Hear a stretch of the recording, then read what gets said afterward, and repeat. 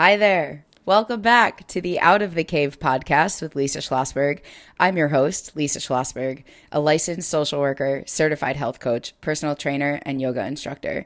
If you, like I have, struggle with your relationship with food, eating, and body image, I am here with this podcast to guide you into healing the relationship you have with yourself through a trauma-informed, holistic, and mind-body-soul approach. Together, we can support you in building a lifestyle of more peace, freedom, safety, and power. Hello, and welcome back to the Out of the Cave podcast. This is me, your host, Lisa Schlossberg, and I'm here today with a little bit of an intro to this episode to let you know that this will be a multi-part series or something. I sat down and decided to record the first part because I just had so many thoughts. It was going to be way too much for Instagram or something like that. So I thought best to make it a podcast episode, as you'll hear. And then I kept talking and I had more things to say that I thought, you know what, this needs to be two separate episodes. And the truth is, I've sat with it for a few days and there's more. So there will be a part 3. There will likely, if I know myself, be also a part 4, potentially 5, 6, 7, who knows? I don't know. But so I'm telling you this because you are about to listen to part 1 and we'll see where it goes. So if it feels to you like this podcast ends and it feels like it's in the middle of something, just know that you are absolutely valid and correct. And the next episode will continue this conversation and so on and so forth. So that's what you have to look forward to. I hope you love it. I hope you enjoy it. I hope it resonates.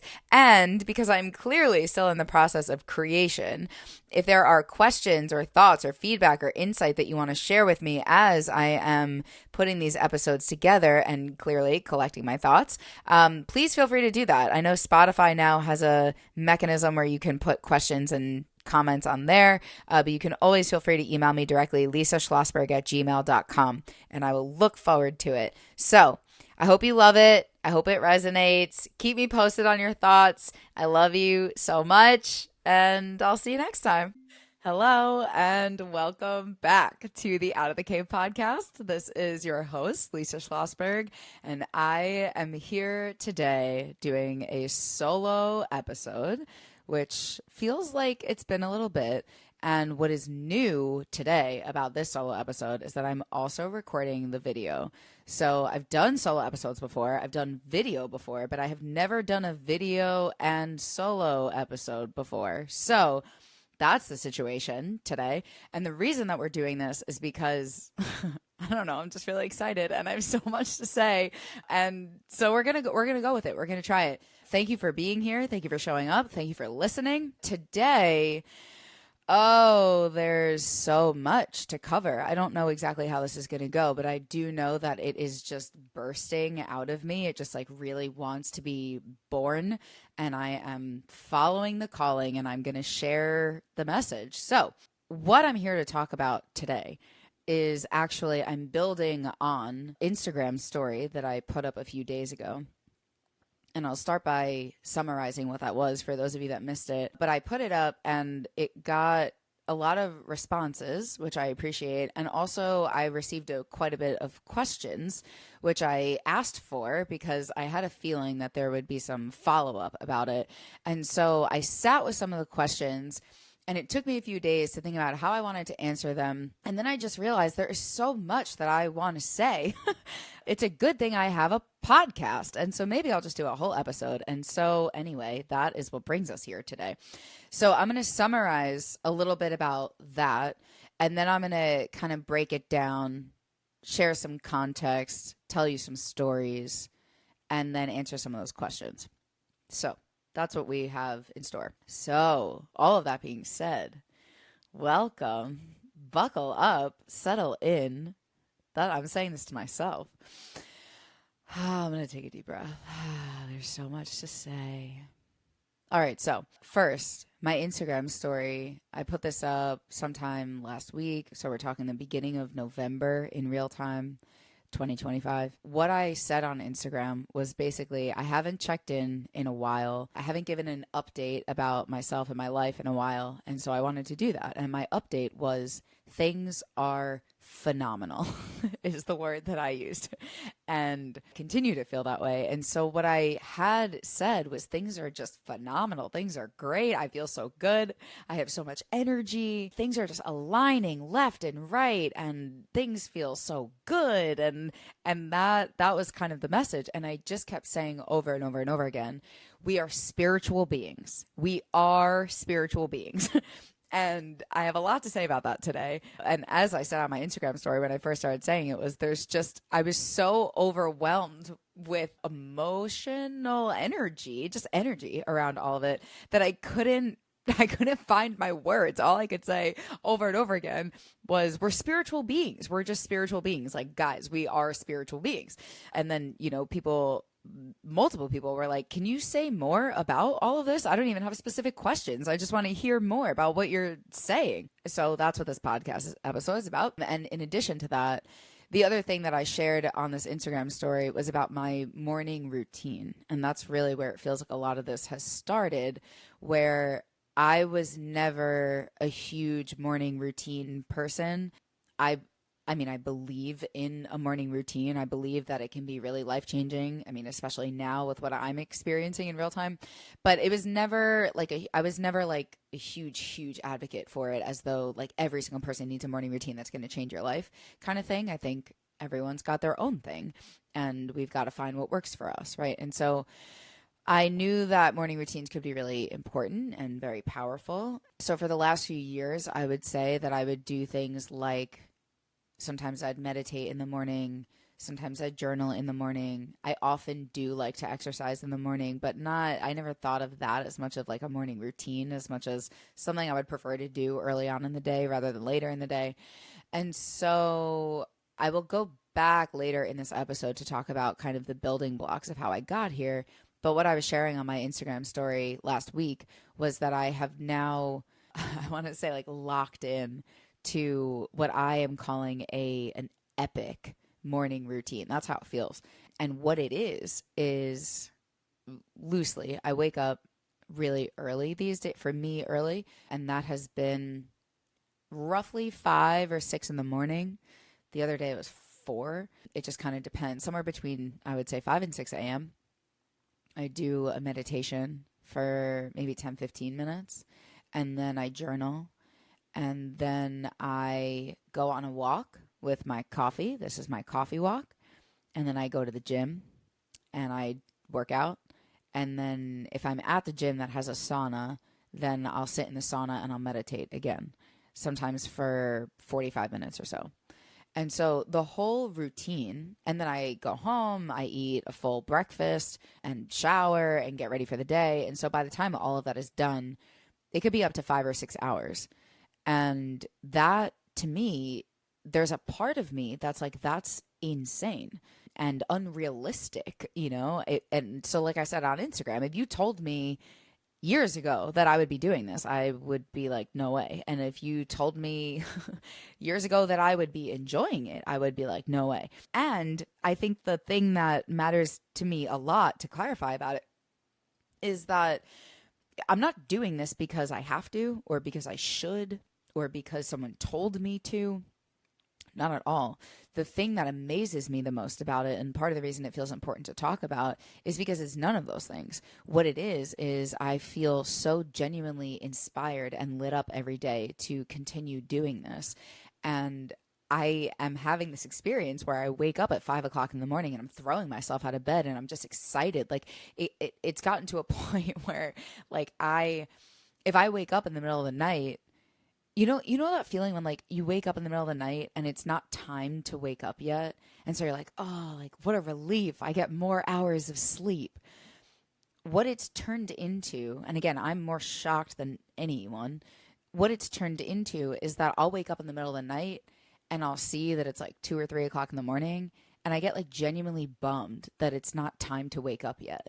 Like I get upset that like, I have to go back to sleep before I can wake up and live my life. And this is new to me. Okay. So it blows my mind. And that's why I'm talking about it, because there's a part of me that just feels like if I can access this, I can't be alone. I can't be alone in it.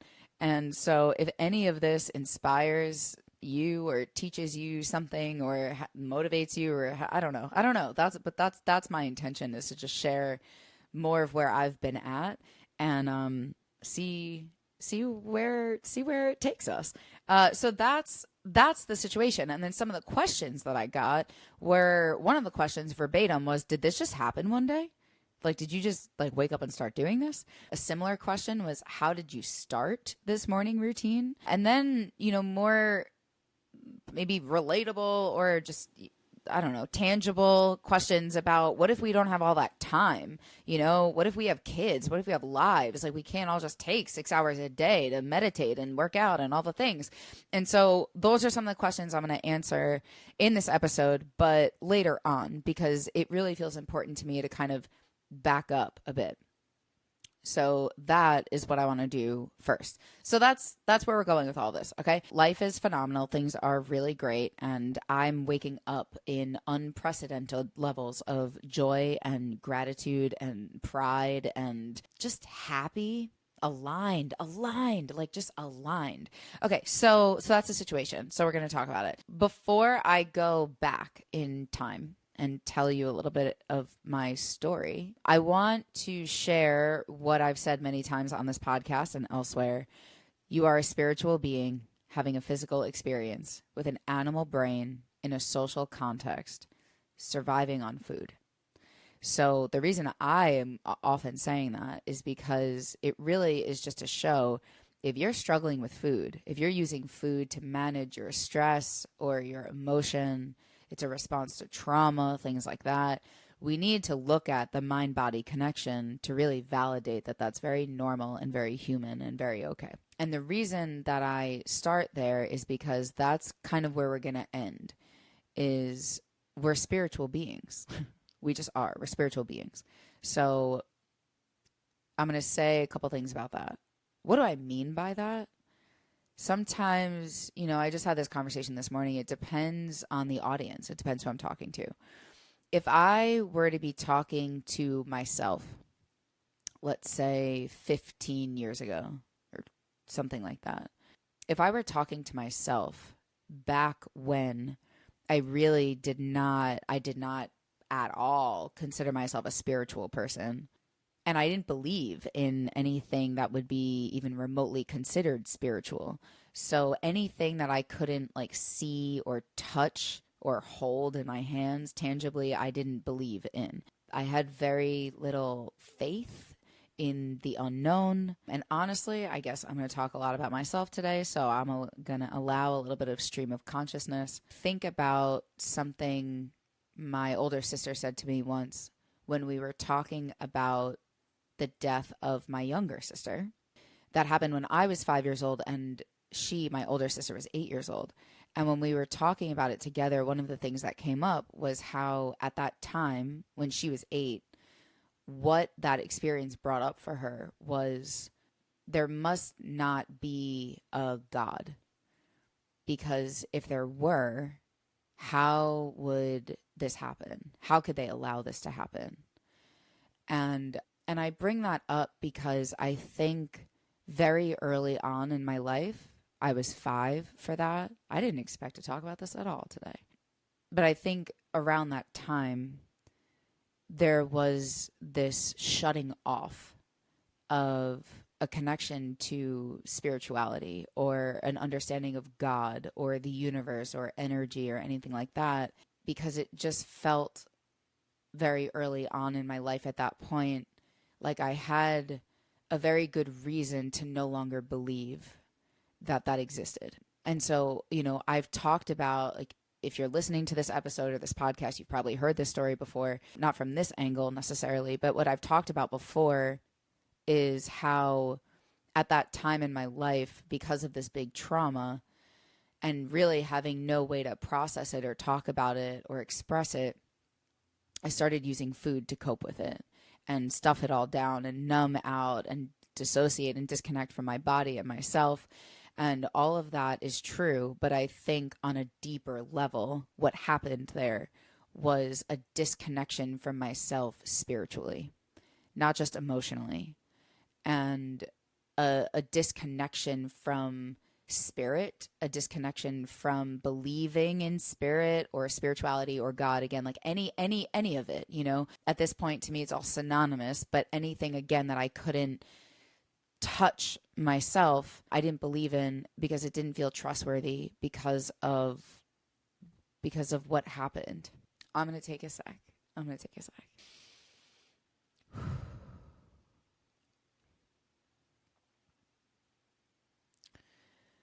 It's just, this is the honest, authentic reaction that I'm having to sharing this because, again, I didn't know that it would go in this direction, but it feels, I almost feel like I'm realizing that in real time, which is probably why this episode wants to be birthed so bad because I get to learn as I get to learn my story as I tell my story. And I have been saying that for the last decade. So anyway, thank you for listening and being here for that. So that's the context, okay, is we are spiritual beings. So back to my point.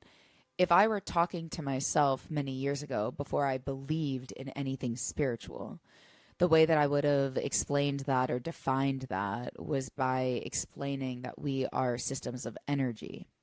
And so energy was still, to me at that time, kind of like a woo-woo state. Like, what does that even mean? And there's a couple things that I couldn't argue with. And so one of those is, you know, the reason that I can say these words and the reason that you understand these words is because there's synapses firing in the brain. And those synapses are firing because of electricity.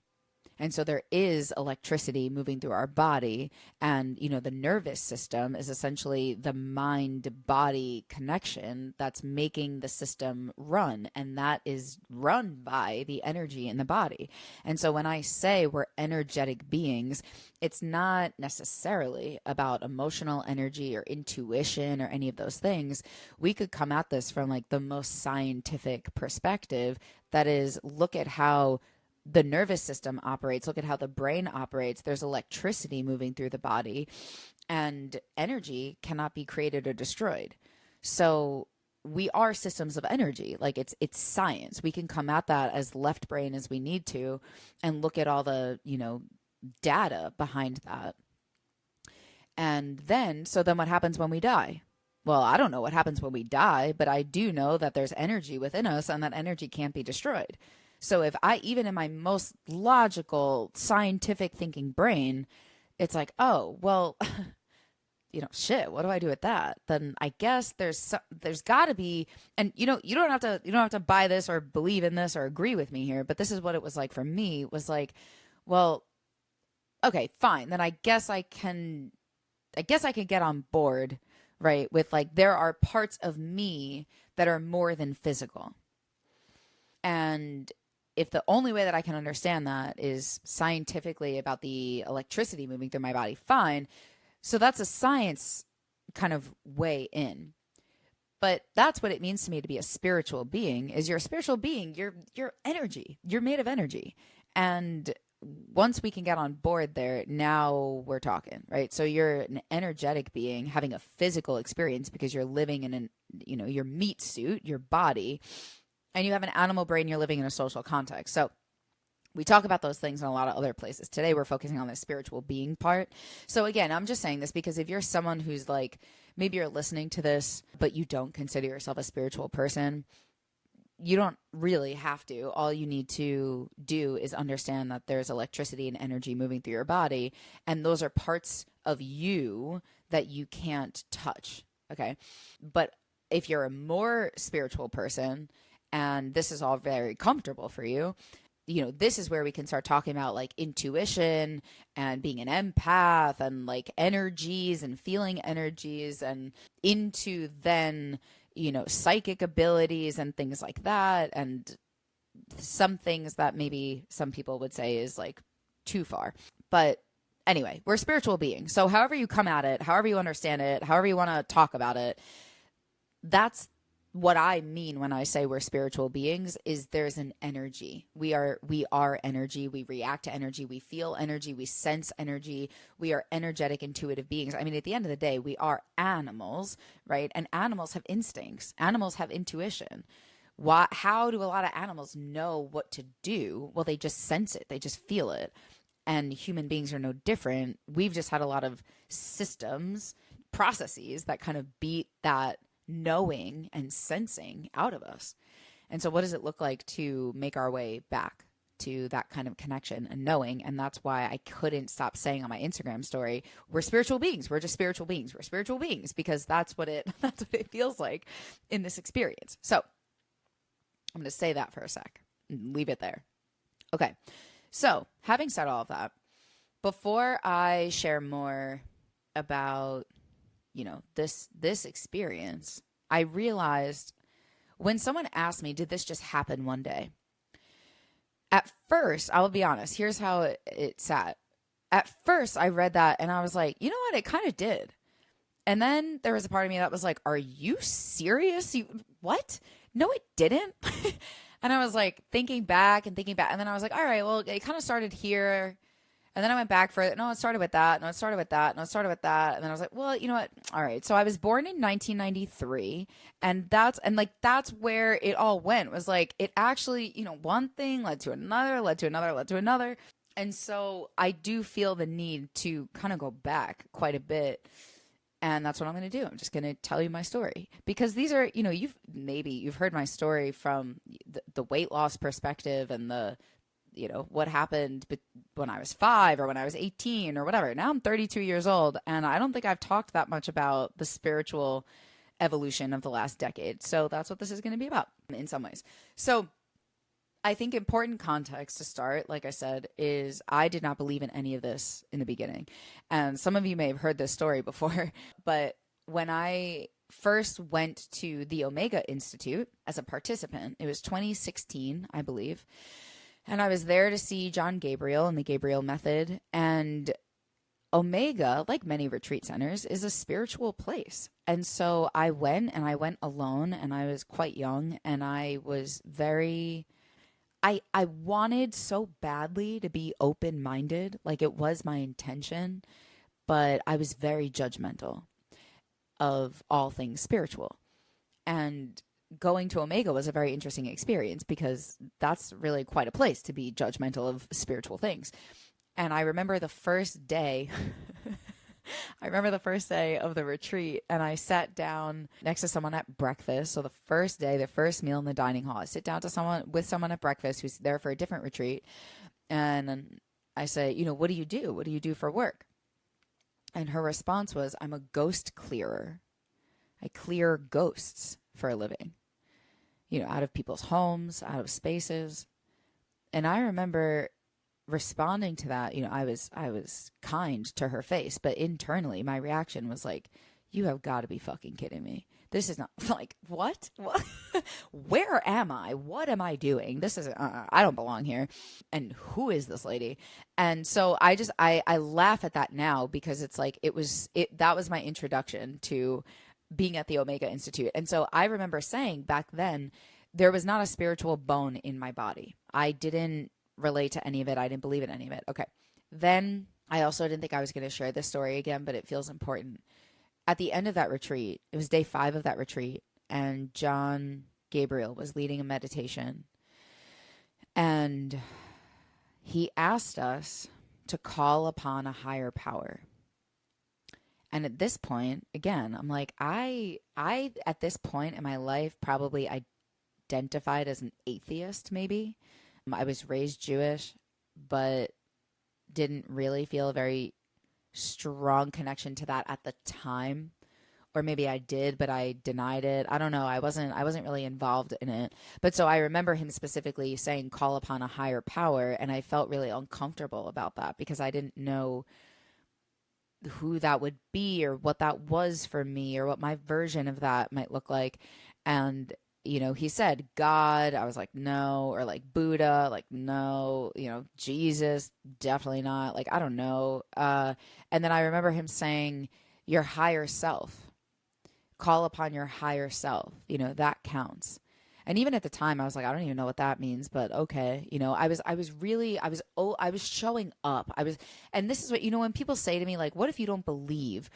You don't have to believe. You have to suspend your disbelief. And what that means in action, how you actually do that, is you just show up as if you did believe. You act as if. And that's what I did. I just did a lot of acting as if. So there was a part of me that was like, higher self, what the fuck is even that?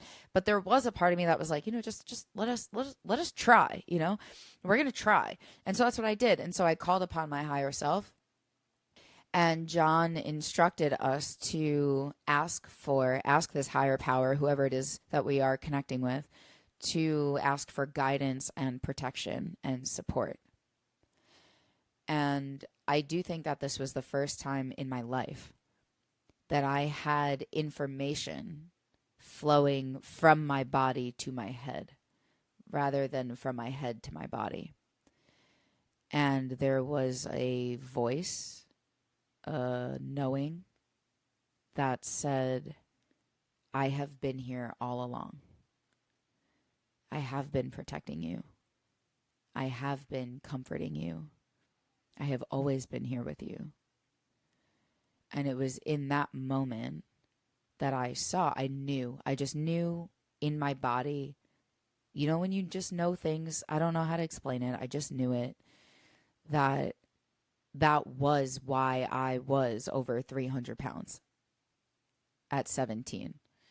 That was why I was eating, because it was protection, it was safety, it was comfort. And that was a big moment for me because I knew how true it was, but it was what felt like really a spiritual awakening, because I couldn't, I didn't hear the voice. I didn't see it. No one told it to me. It just arrived. And that was a huge thing for me, having gone into that week and much of my experience until that point in my life of saying, I don't have any connection to spirituality at all. And that I couldn't really stop it. And then, okay, so that was 2016. And then a couple of years later in 2018 is when my dad died. And there's a lot that I could say about that, but I think for the sake of this podcast episode, what I will say is that that's when things started getting really interesting in my spiritual development. And a lot of that started with meeting Caroline Lee Dewey, who I've done a podcast episode with, who came to Omega last year, and all of you should check her out. But I met Caroline, and Caroline came, and actually the first 20 minutes or so of our podcast episode are me telling the story of how we met, so I'm not going to do that right here. But when we met, Caroline was the first person to come up to me and say, "Are you open to receiving a message from your dad?" And I was still like, I don't even believe that that's a real thing, but yeah, okay, And then she told me some things that blew my mind. And there's like my life before that happened and my life after that happened, because that was the beginning of, I couldn't not believe anymore. One thing after another happened. Signs, visions, dreams, all sorts of things. And I get like, we don't have long enough in this episode for me to tell you all those things, but I do very strongly believe that if my dad were still alive, obviously things would be very different. And I'm going to just leave it at that for now. But so I'm backing up, laying this context of like, my relationship with spirituality, right, was like really closed off, really non-believer, skeptic, atheist, all the things. And then kind of like one thing after another kept happening that just kept kind of opening me up more and more.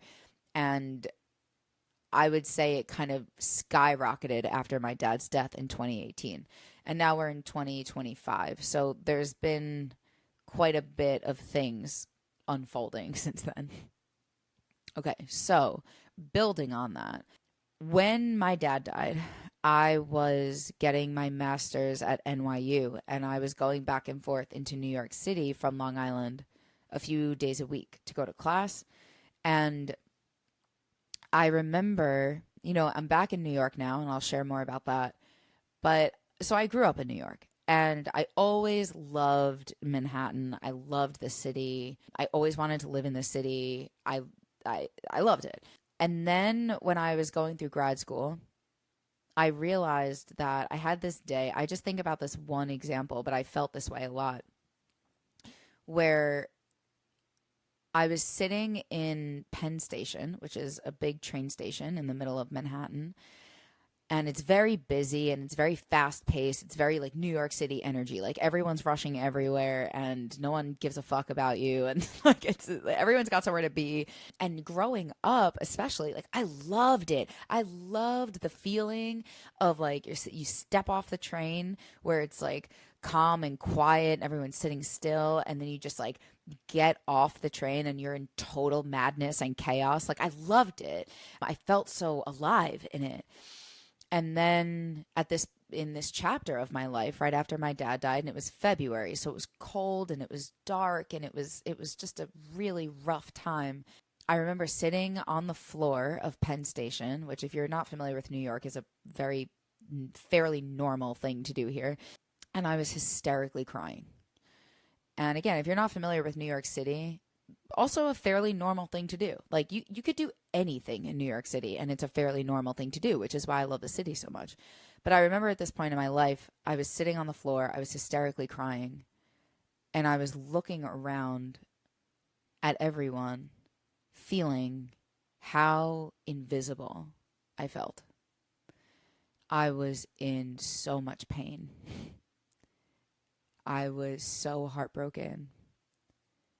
I was carrying a grief that I had no idea what to do with. And I was just trying so hard to function and go to class and keep surviving. And I remember looking around and thinking, nobody sees me. Nobody cares. And it felt that New York City was a cold, hard place. That was my experience of it at the time. And I say that because I eventually graduated that next year and I moved to California. And I already had a job lined up in California that I was very excited about, but I do not think it is random at all that I found myself on the West Coast after that. I was itching to get out of New York City and New York in general because it just felt mean. It felt like a mean place that didn't care about me. And so I went to California. And Southern California, in my experience, is a very different vibe. It's a very different vibe. So I worked in Southern California. I was in Orange County and then I was in San Diego. And there's a lot that I want to say about all of that. But I remember even at the time going out to California with this feeling, this like sense, or rather knowing that I was going out to the West Coast to balance myself out in some ways. And I even said this at the time, to become more spiritual, which I didn't really know exactly what that meant. It just felt like what was happening or what was meant to happen or what was supposed to happen. I don't know. I just knew that that's what was going on. And I was open to it. I didn't know the first thing about it, but I knew that that's where I was headed. And so I lived in California for a few years. And I achieved that like very much. Like I remember I did my yoga teacher training in Orange County. And I remember in the very beginning, we all went around and shared our intentions and like our goals for ourselves and why we're doing this. And I remember saying to the group of girls I was doing it with, like, I'm a very masculine person. I have a lot of masculine energy. And part of that is, I'm a native New Yorker. And so I kind of walk around like a little bit on guard, like I'm kind of like, you can't fuck with me, energy. I heard a lot in college that I give off this, like, I don't give a fuck what you think about me, like, kind of thing, like somewhat of a persona for sure. But there's this masculinity to me just energetically. And I remember saying at the beginning of teacher training that I wanted to balance out a little bit, that I felt almost like I was lacking a connection to the feminine.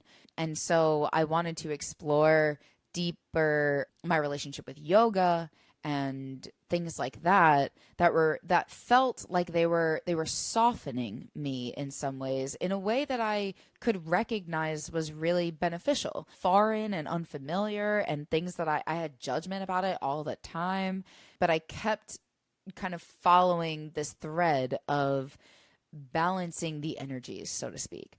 And that was a lot of my work in California.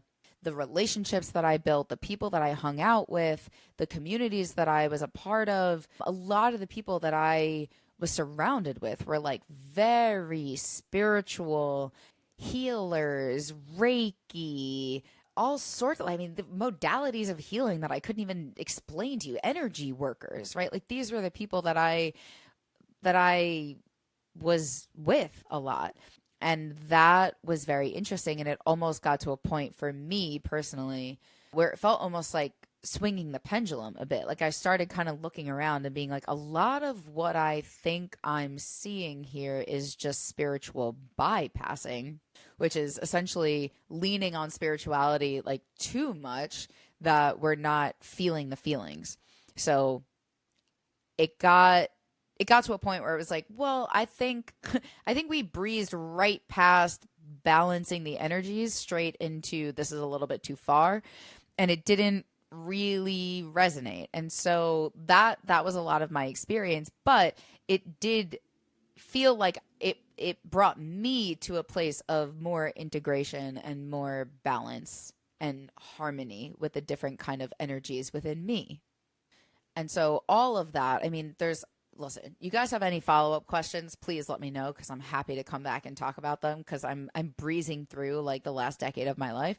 But so that's kind of what happened there, which I always thought was very interesting. There was a sense in me that I was going out there for this like spiritual journey. It's exactly what I ended up getting. And then lo and behold, a couple of years ago, I moved back to New York. And that was driven by a few different things, a few different factors. But one of them was this kind of looking around Southern California and being like, yeah, no, this isn't it. This doesn't resonate. This isn't where I feel at home. And so I came back home to New York. And what's interesting is at first, it was a little rough because I really missed California, especially because I moved in the very beginning of the winter, and that was really tough. But the last couple of years, I find myself like now part of why I feel so great, and I will get there, is definitely in part because I am exactly where I'm supposed to be, like geographically. I think it's very cool that when I started looking into my ancestry somewhat recently, I have now discovered that I am the fourth generation of Brooklynites in my family. My family came from other countries straight to Brooklyn. Now I'm living in Brooklyn. It just feels very like none of this is random. So anyway, so I'm back in New York. And the reason that I want to say a lot of this is because there is a connection between integrating the masculine energy, integrating the feminine energy, and having them feel very, I'm going to keep using the word integrated in my body, like balanced and in harmony and working together, because it has everything to do with everything that's coming. And so I just find it fascinating to like trace these threads back and be like, wait, this has everything to do with like my move in California and my dad and my, like all this stuff. It's not just like, no, I didn't just wake up and start a morning routine one day. So that all feels important. So when I moved back to New York, also important things. I start working with a couple different coaches, but two of them are men. And I also don't think that that's random. And so I'm going to come back to that a little bit, but I start working with coaches that are providing a more masculine energy, a more masculine approach to working together, to healing, to things like that than I've done in the past. And they start planting seeds. And I'll come back and say more about that in detail later. But that's what started happening. And so then here's the next kind of like thing that I want to talk about. Then I start engaging in intentional weight loss again. And if you've been following me on Instagram, you've listened to some of the recent podcasts, you know that. And what's interesting to me is that this started a little less than a year ago. So I had this conversation at dinner last night. My friend was like, what started this? And I said, well, I just noticed that after Thanksgiving and some of the holidays at the end of last year that I gained weight and I wanted to lose the weight that I had gained. And so I did. And I started doing that. And then I wanted to lose a little bit more. And so I did. And then I was very inspired to ultimately run the experiment on myself. And I kind of was like, what if I just practice everything I preach? what if I coach myself through this the way that I would coach anyone else through this? What if I just embody everything that I'm always talking about? Let's see what happens. I have now lost almost like 40 pounds since then in a way that feels so chill and easy, balanced, healthy. Like, again, if you heard me talk about it on a recent episode. And so I start doing intentional weight loss, more intention, more presence, more connection. And the reason I'm talking about intentional weight loss right now on this episode is because as I started putting these pieces together, as I start connecting the dots, I'm like, wait, of course. The first time I lost weight many years ago, it was a spiritual journey. It was a spiritual awakening. Why? Well, because I was completely disconnected and completely dissociated. I had no connection at all to what I ate or the way I fed myself or didn't feed myself or anything. I have no connection at all to my body. And so weight loss, if my intention was weight loss, I had to pay attention. I had to wake up. And it wasn't just about food and eating in my body. It was, I had to wake up. I had to be intentional and mindful about things. It started with what I was feeding myself, but then it became way more than that. And so I know at this point that my weight loss, my original 150-pound weight loss, was really a spiritual awakening and nothing short of that, because it required me to wake up. And so as I'm thinking about all this, like, wow, where did all this begin? Well, it brings me back to intentional weight loss again. And this intentional weight loss most recently was so like low stakes because I didn't have to lose any weight. I started in a healthy place. I'm still in a healthy place. So the thing that stands out to me about it, though, is that intentional weight loss can be a really spiritual journey, because intentional weight loss is entirely about the relationship you have with yourself. Intentional weight loss is about the relationship you have with yourself. And to me, I always say my definition of spirituality is your relationship with yourself. Anything in that realm, because you can't see it, you can't touch it, you can't track it or weigh it or measure it, but you can feel it, you can sense it, you know it. You know it's real, right? Why is it real? Because you feel it, not because you see it. So as soon as we start talking about your relationship with yourself, we're talking about spirituality, as far as I'm concerned. And if we're talking about spirituality, we're talking about your relationship with yourself, connection with yourself, connection with others, connection with something bigger than all of us, right? So what I started noticing, and this is what gets me really excited, this is why I'm laying the foundation talking about feminine and masculine energy, what I start paying attention to is trust. Trust with myself, safety in my body, all the things we're always talking about. Well, here's the important thing to consider. You don't build trust by saying you're going to do something. You build trust by doing the thing you say you're going to do, period. Because what happens? Think about what happens. You're in a relationship with someone and they're always saying they're going to do something, and then they don't do it. Do you trust them? No. But if you're in a relationship with someone and they do the things they say they're going to do you trust them? Of course. They've proven that they're trustworthy. Okay. So what I've noticed in my most recent slow, gradual, intentional, extremely successful, intentional weight loss is that there's this relationship with myself playing out where I say I'm going to do something and then I do it. And I'm building this trust by showing up and taking action. And this is why I think it's so important to talk about fierce self-compassion. There's tender self-compassion, which is accepting yourself to alleviate suffering. And then there's fierce self-compassion. Fierce self-compassion is taking action to alleviate suffering. So this experience over and over and over again, and it's reminding me very much of the first time I lost weight, because this is exactly what it was like, was I actually did the things.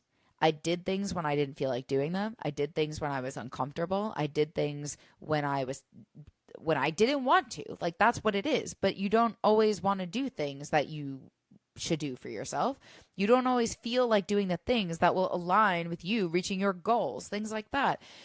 But there's something very powerful to me about being in a place where you have to show up to get uncomfortable so that you can do the thing you want to do. You have to show up and tolerate discomfort so that you can achieve something or accomplish something or align yourself with your own values. That's not always comfortable. But to me, practicing or engaging with intentional weight loss in a way where I have so much tender self-compassion, there's so much acceptance, there's so much mothering, there's so much love and care and patience and flexibility and understanding and empathy.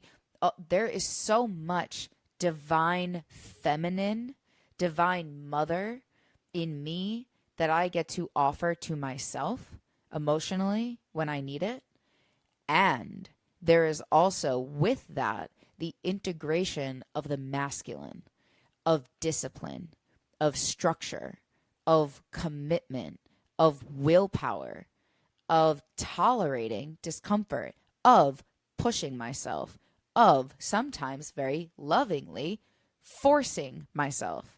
It's this integration of masculine and feminine, of tender self-compassion and fierce self-compassion that has allowed this really kind of magical, energetic concoction to exist within me, where I can just accomplish what I want to accomplish and start feeling so unstoppable.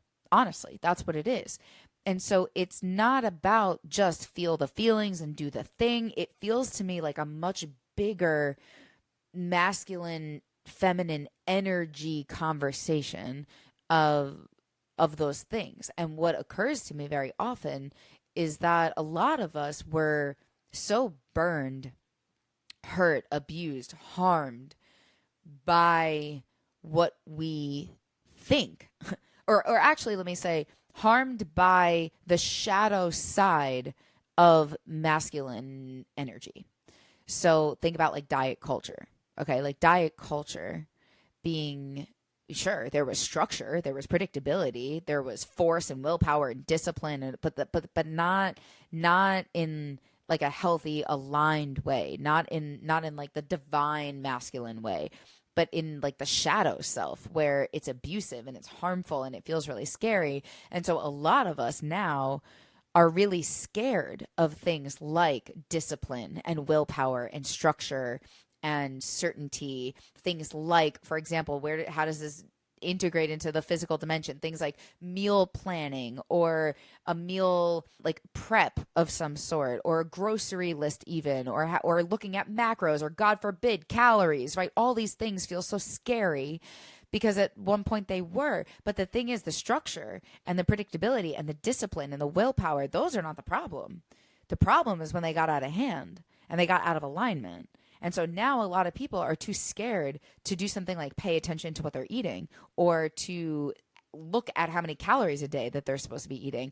But I I'm not scared of those things anymore. I've done the work around those things. So it allows me to be in this place of practicing intentional weight loss where I'm very mindful and intentional and just so connected and so like locked in and dialed in. Not because I have to be. For what? You know, like I said on a previous episode, if I gain the weight back, then what? Nothing. Then nothing. There's nothing at stake here. But I'm locked in. I am dialed in to the commitment I'm making to myself. I am locked in and so committed to me that discipline and willpower feel safe for me to embody and show up in.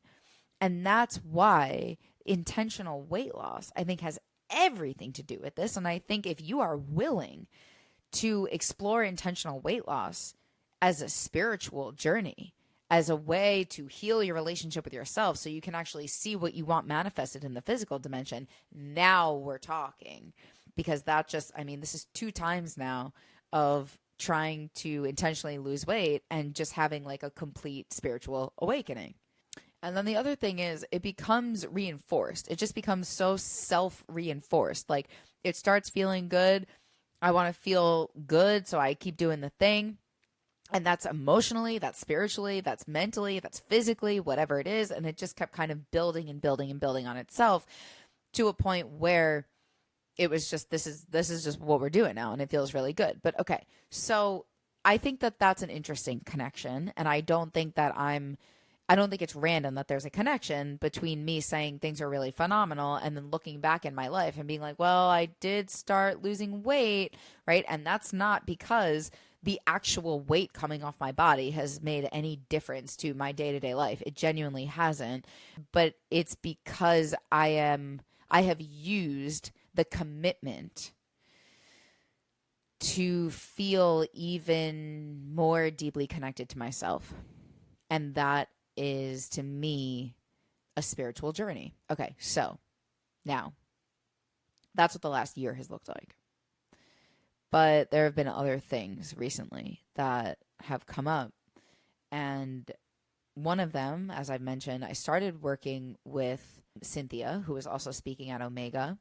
And we started doing some like ancestral, generational kind of healing work, calling on the ancestors, which again, same as I used to. I would like roll my eyes at and be like, I don't even know what I'm doing here. I don't even know what this means, but okay.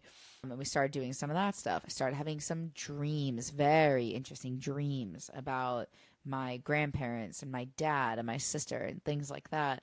And things were happening. And then, a few different things. I don't need to get into like all of the details, but ending a relationship was a big part of it. And then teaching at Omega and actually having that experience of, for the first time, facilitating my own retreat there and having that dream come true, manifest into reality. Deciding to end my group program at the end of this year, shifting the business model, like all sorts of things, signing up with a new coach to work with, all sorts of things started kind of happening. And I just kept feeling like I just kept knowing the right thing to do. I just kept knowing how to align with what I'm being called to do or to ask for or things like that. So when, again, I'm trying to think about how to answer the question, how did I get here? How did this happen? It was a lot of different things, but it was the common thread of like, just keep following what feels right. And it's not what's logical, and it's not what makes sense, and it's not what other people expect or what other people want. It's just there's a knowing, there is a deep knowing that has been guiding the way. That's how it feels. And this is part of why I say, like, we're spiritual beings. We're just spiritual beings because it's like when you know, you know. When you are being guided, you're being guided. It doesn't make sense. And it maybe isn't what you expected. And sometimes it's not even what I want. I just know that it's right, which is why I love the quote. Sometimes you have to break your own heart. You have to be brave enough to break your own heart. You have to break your heart to save your soul. Because sometimes it's like, oh God, I didn't want that to be the right thing to do. But you know what? It is. I can just feel it. And that is how I've been living my life. So when I hear the question or see the question, how did I do it? Did I just start? Did it just happen? here's something I want to give you some like tangible, actual answers to your questions. The first is baby steps.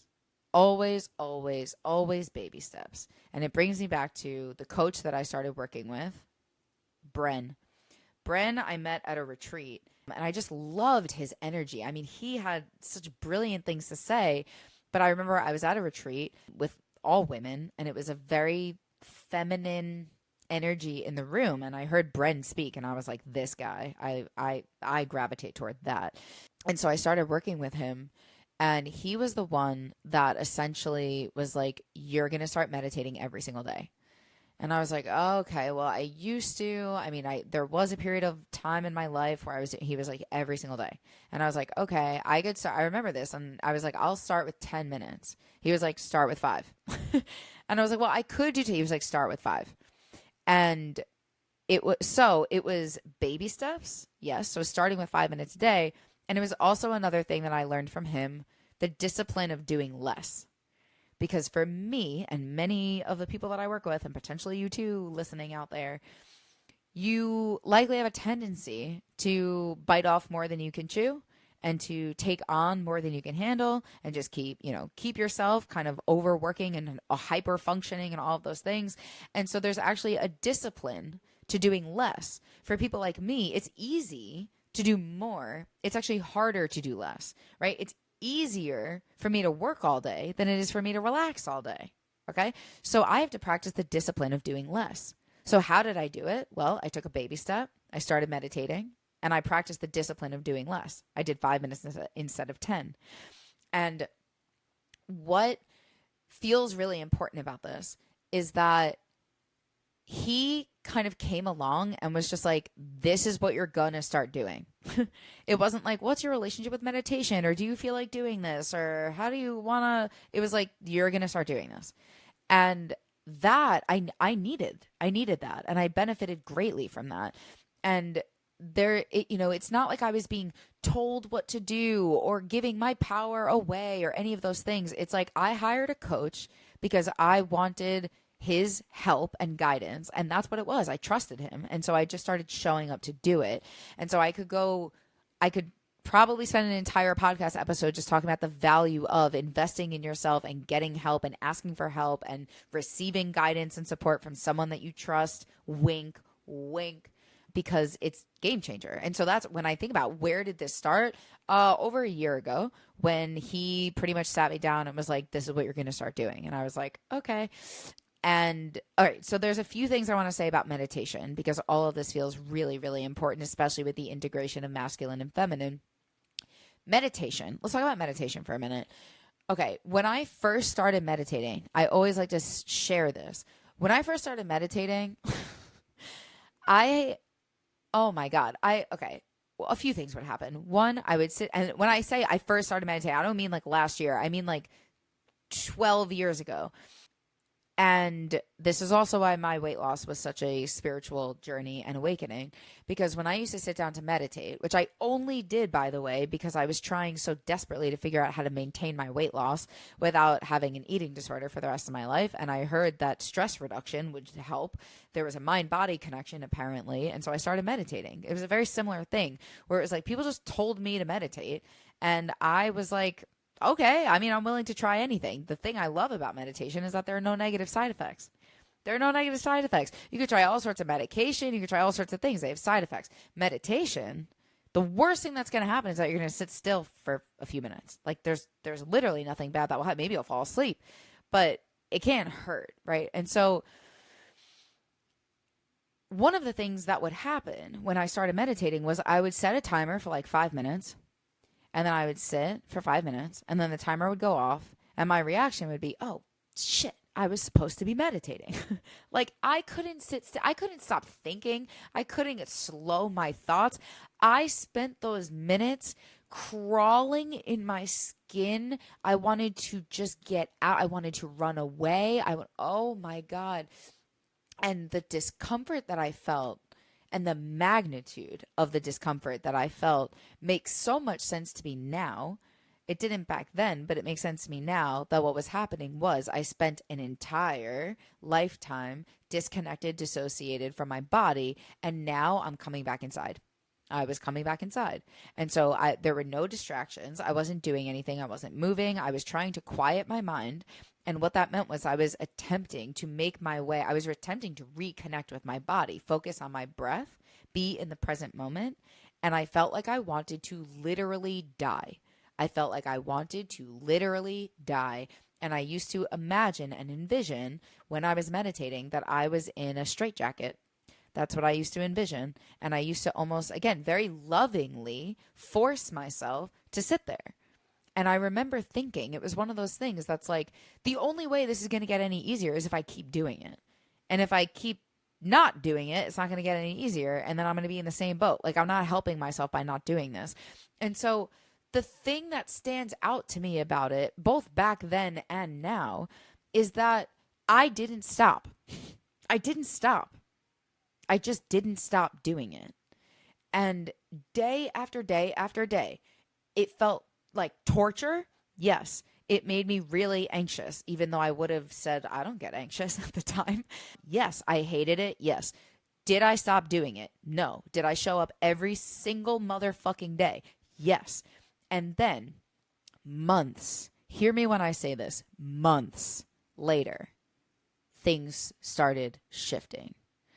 Eventually, meditation went from absolutely intolerable to extremely uncomfortable to a little less uncomfortable to tolerable, somewhat neutral, maybe a little bit of a chore, to pretty neutral, to actually kind of nice, to actually really, dare I say, relaxing. And then now, today especially, meditation is like, all I want to do is meditate. It feels like crawling into bed. It feels like a warm blanket. It feels like a vacation. It feels like a beach. It feels like the sun. It feels like home. It feels like a hot tub. It feels like that's what meditation feels like to me now. But here's the point. It didn't start that way. It did not start that way. And if I stopped meditating because it made me feel anxious or it made me feel uncomfortable, none of that would have happened. I would never arrive at a place where it actually feels good. And this is why I am so, so passionate about it. Because when you meditate, you are literally rewiring the way that your brain functions. And so you're rewiring a system. So no, you're not going to meditate for one day and feel a difference. You're not going to meditate for a week and feel it. Some people do. Some people do. I know Emily Fletcher, who was one of the first people I heard talk about meditation many years ago. Her story is, she meditated one time and slept through the night for the first time in like years. And so when I started meditating, I thought that's what it was going to be like, just this like pure bliss. And it was torture. So I was very disappointed by that. But I just kept showing up. And I had this attitude of like, nothing is going to stop me from doing this thing. And people say I have to be consistent, and people say it needs repetition. So I'm just going to keep showing up and doing it. And eventually that's what happened. I now get to reap the benefits. But this feels so important because I constantly hear things like meditation doesn't work for me. And listen, you know what? Whatever. I can't guarantee anything for anyone, though honestly, kind of, there's a part of me that wants to be like, I could a little bit guarantee it. It's brain science. It's brain science. It just is. That if you do this, you change the way you operate. You change the way, literally, what I'm experiencing now is I have this moment where I can like drop in and be like, wait, I need to like see the thing I'm looking at. I need to hear the thing I'm listening to. Like there is a level of presence and connection to my life, to myself, to my body, to everything in my environment in a way that is just elevated. And again, if you're someone that meditates regularly and you're listening to this, I know you're like nodding your head. It's making sense. But I'm more so saying this for people who say, this came up in my group recently of like, meditation makes me more anxious, so I don't do it. And when I hear that, it's like, of course it makes you more anxious. That's not a reason to not do it, you know? And so what we need to consider is, again, if you are someone that can really resonate or relate to the discipline of doing less because you're always doing more, if you are someone who has been operating on a go, go, go, go, go, go, go, go, go kind of energy, and you're, let's say, hyper aroused a lot of the time, that becomes the norm. That becomes the baseline. And that becomes where your brain perceives safety to exist. And so if your brain thinks that going a million miles an hour and having speeding, racing thoughts is the only way to keep you safe, when you try to slow down and sit still, it is going to feel like a threat. It's going to feel life-threatening. It should feel life-threatening. That's brain science. That's physiology. That's you thawing out. That's you rewiring. That's you healing. So when I hear, well, meditation makes me anxious, yeah, that's why you need to meditate. That's, you know, and then, right, it's like, well, it doesn't, I feel like a failure. Okay, well, keep showing up and just like keep doing it anyway. So there's this again, this like masculine energy of like, just do it. Just show up and do the thing. And it doesn't mean don't be uncomfortable. It doesn't mean don't validate all your emotions that show up. It doesn't mean any of those things. You have to have the tender self-compassion with it. You have to have kindness for yourself as you do it. But you also have to call bullshit on your own excuses and show up and do it anyway.